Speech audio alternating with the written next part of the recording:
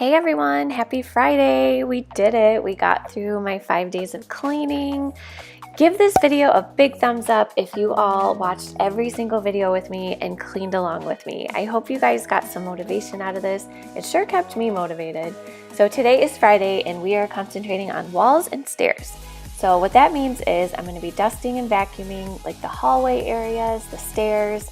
I'm going to be wiping off the washer and dryer. I'm going to dust the light fixtures, the ceiling fans. If you guys haven't done so already, please go ahead and hit that red subscribe button and then hit the notification bell so that you get notified every time I upload a new video. I upload normally twice a week. This week I did 5 days, which was a lot for me, so I'm pretty proud of myself that I actually was able to do 5 days. But yeah, I would love to have you here as part of our little family, so I'd love it if you guys would subscribe and stick around. And let's get into cleaning.